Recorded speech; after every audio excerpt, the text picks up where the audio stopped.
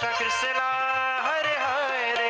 एक बार सभी दोनों हाथ ऊपर करें पूरे पूरे, और सभी दोनों हाथ उठा के तालियां बजाते हुए हरे राम राम राम हरे हरे, हरे कृष्ण हरे श्री राधे हरे राम राम राम हरे हरे। हरे कृष्ण कृष्ण कृष्ण हरे हरे। हरे कृष्ण कृष्ण कृष्ण हरे हरे। राम राम हरे हरे, राम राम हरे हरे। कृष्ण कृष्ण हरे हरे, कृष्ण कृष्ण हरे हरे। राम राम हरे हरे। बोलिए श्री राघवेंद्र सरकार की, जय हो। श्री बालकृष्ण भगवान की जय हो। जय जय श्री सीता। सीताराम।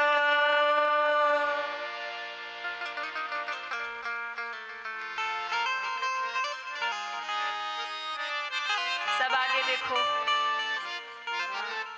जरा सा कुछ इधर उधर हुआ ना तो सब उधर ही देखेंगे क्या हो गया। हम लोग सती जैसे श्रोता हैं। जैसे शंकर भगवान कथा सुना रहे थे तो सती मैया कथा कम सुन रही थी, ऊपर देख रही थी कौन कौन विमान में बैठ के जा रहा है। तो वही हाल हम लोगों का है कि कहीं से कुछ इधर उधर हुआ तो बस हम वही देखेंगे। हाँ महाराज, आप तो सुनाते रहो कथा। बोलिए रामचंद्र भगवान की जय हो। हम और आप सभी मंगलमयी श्री राम कथा के आज तृतीय दिवस की परम पावनी बेला में उपस्थित हैं। कल की कथा यात्रा को हम और आप सभी ने जहां विश्राम किया था, वहीं से पुनः कथा की यात्रा लेकर हम सभी आगे बढ़ेंगे। कल की कथा कहाँ विश्राम हुई थी? कहाँ विश्राम हुई थी? शिव विवाह। वाह, मैया लोग कह रही विदाई हो गया, कैलाश पे आ गए। माताओं को विवाह में या तो विदाई में इंटरेस्ट होता है, या फिर नई दुल्हन आए या दूल्हा आए तो उसको देखने में इंटरेस्ट होता है। भगवान शंकर अपने गणों सहित भूत प्रेतों सहित कैलाश पर पधारते हैं। कुछ समय बाद भगवान कार्तिकेय प्रकट होते हैं। 7 वर्ष के हुए ताड़कासुर का वध कर दिया। बोलिए कार्तिकेय भगवान की जय हो।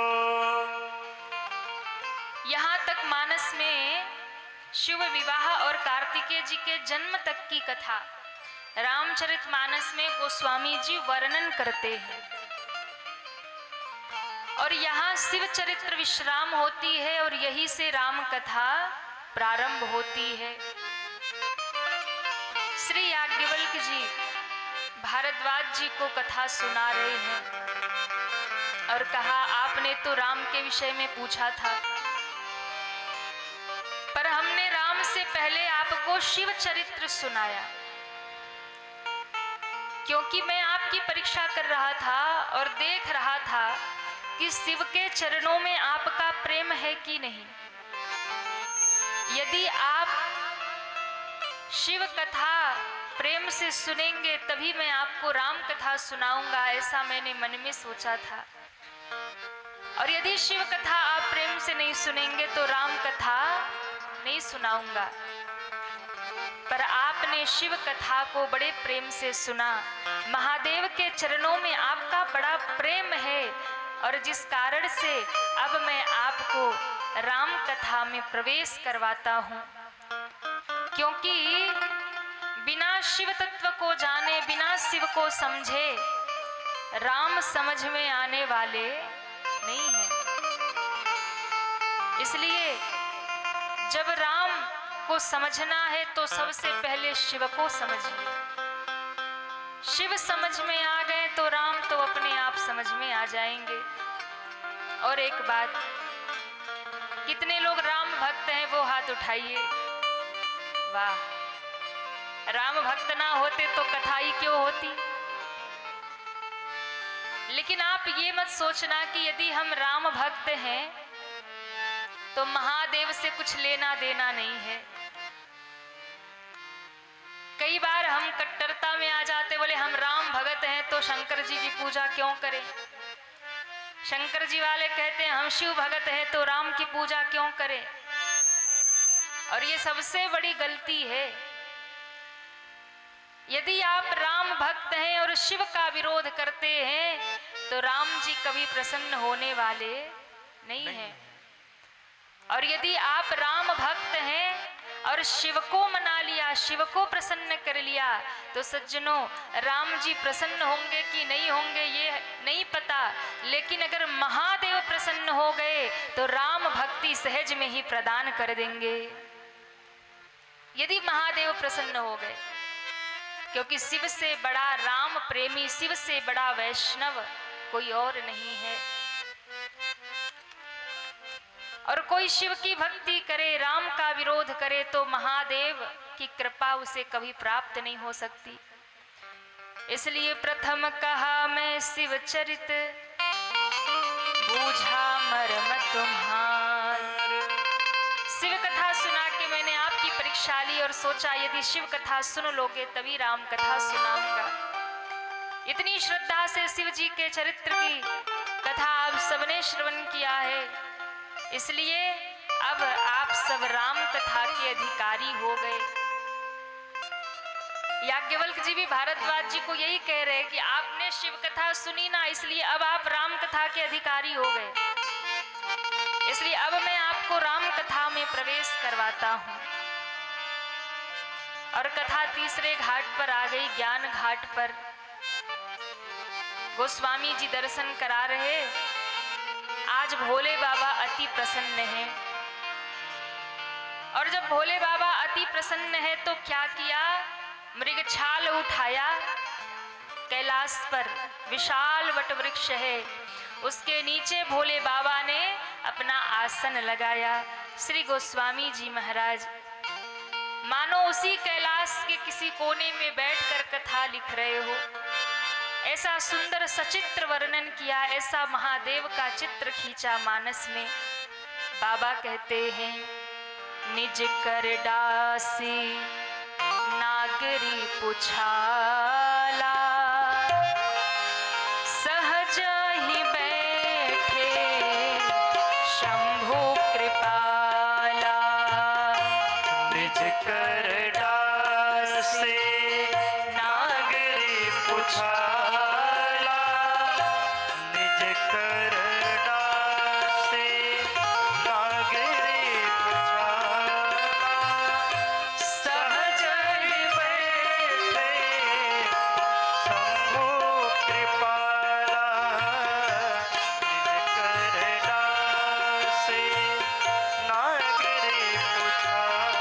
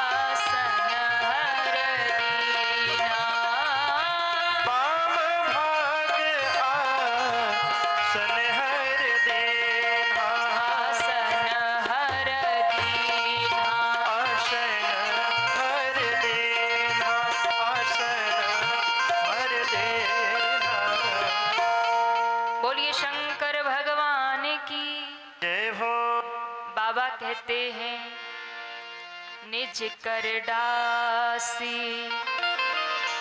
नागरी पुछाला। भोले बाबा अपने हाथ से निज कर, अपने हाथ से मृग छाल बिछा रहे और बड़े ही सहज भाव में सहज ही बैठे शंभु कृपाला। भोले बाबा अपने हाथ से मृग छाला बिछाए और बड़े सहज भाव में महादेव विराजमान हो गए। अच्छा देखिए, दो समय ऐसा होता है जब व्यक्ति खुद से अपना काम कर लेता है। ध्यान दीजिएगा, दो समय ऐसा होता है जब व्यक्ति खुद से अपना काम कर लेता है। पहला, या तो व्यक्ति ज्यादा ही खुश होगा, बड़ा प्रसन्न होगा, तो अपना सारा काम जल्दी जल्दी कर डालेगा। और दूसरी बात, या तो बहुत ज्यादा गुस्से में होगा तब सारा काम कर डालेगा। दोनों स्थितियों में, और ये बात माताओं पे ज्यादा लागू होती है, या तो ये खुश होंगी तो सारा घर उठा लेंगी सर पे, सब व्यवस्थित हो जाएगा, या तो मैया गुस्से में होगी तो जल्दी जल्दी सारा काम कर डालेंगी। चाहे पति पे चिल्लाती रहेंगी, बच्चों को चिल्लाती रहेंगी और चिल्लाते चिल्लाते 2 ही मिनट में सारा काम सल्टा के बैठ जाएगी। तो आज भोले बाबा देखो सेवा में गड़ खड़े, देवता हाथ जोड़े खड़े, स्वयं मां पार्वती आ गई है। लेकिन भोले बाबा ने किसी से नहीं कहा कि मेरा आसन लगा दो, वो तो केवल आदेश कर दे, गढ़ तो सेवा में खड़े रहते मां पार्वती देवता। लेकिन भोले बाबा ने किसी को नहीं कहा, स्वयं अपने हाथ से निज कर डास, अपने हाथ से मृग छाल बिछाकर बाबा बैठे, विराजमान हुए। स्वरूप कैसा है, सहज ही बैठे शंभु कृपाला। भोले बाबा बड़े सहज भाव से विराजमान हुए और कैसे लग रहे, तो बोले आज बड़े कृपालु लग रहे महादेव, आज बड़े दयालु लग रहे, शंभु कृपाला, आज बड़े कृपालु लग रहे महादेव, बड़े प्रसन्न दिख रहे। दूर खड़ी मैया पार्वती ने जब बाबा को देखा, मैया पार्वती को लगा आज भोले बाबा अति प्रसन्न हैं, तो आज अपने मन की बात कह देनी चाहिए। पार्वती भला अवसर जानी, पार्वती भला अवसर जाने, गई शंभु पही मातु भवानी, गई शंभु पही मातु भवानी। भैया पार्वती ज्यों बाबा के पास आई, प्रणाम किया, मेरे महादेव ने बड़ा आदर किया और तुरंत जानी प्रिया दरयति कीना। जाने सब गाइए तालियां बजाते हुए। कर अस कीन्हा, जानी प्रिया दरयति कीना। जाने प्रिया कर अस कीन्हा। बाम भाग आसन हर देना, बाम भाग आसन हर देना, बाम भाग आसन हर देना, आसन हर दीना। आसन हर देना, आसन हर देना। बाबा ने कहा, जैसे ही मां पार्वती ने प्रणाम किया तो बाम भाग आसन हर दिन्हा, जब सती रूप में थी तो सन्मुख शंकर आसन दिन्हा, क्योंकि त्याग कर दिया था इसलिए सामने बिठाया। पर वो सती अब पार्वती बनकर आई है, दूसरा जन्म लेकर के आई है। और पिछली बार तो संशय में भरी थी, यानी सती का अर्थ है संशय और पार्वती का अर्थ है श्रद्धा। जीवन में यदि कुछ प्राप्त करना है तो संशय में जियोगे तो कुछ भी मिलने वाला नहीं है। जीवन में कुछ प्राप्त करना है तो सबसे पहले श्रद्धावान हो जाइए, क्योंकि जो श्रद्धावान हो जाता है उसे संसार में सब कुछ प्राप्त हो जाता है।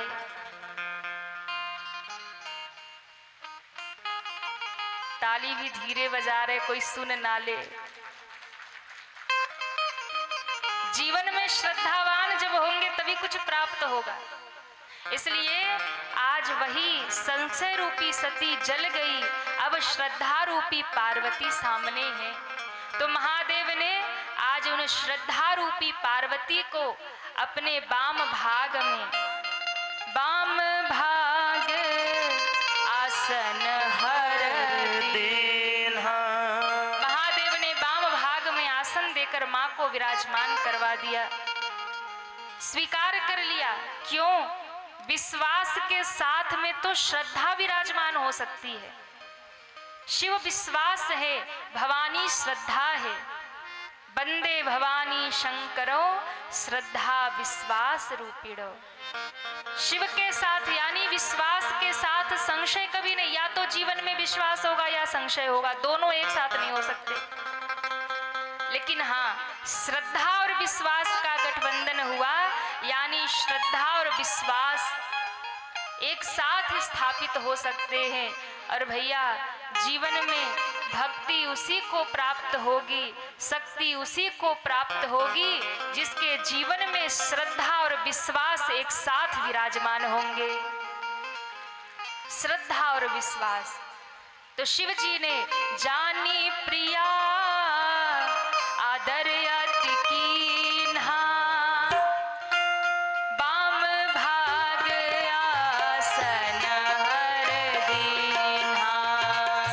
वाम भाग आसन हर दीन्हा। वाम भाग आसन हर दीन्हा। वाम भाग आसन हर दीन्हा। आसन हर दीन्हा। आसन हर दीन्हा। आसन हर दीन्हा। भोले बाबा ने आदर किया, जान प्रिया आदर अति कीन्हा। एक होता है आदर करना, एक होता है अति आदर करना।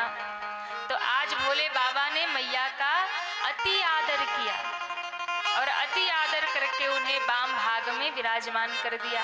ध्यान रखिए, यहाँ जितने भाई लोग बैठे हैं ना, ये जितने शंकर जी लोग हैं, भोले बाबा से सीख लेना चाहिए। क्या? घर में पत्नी का सम्मान करो।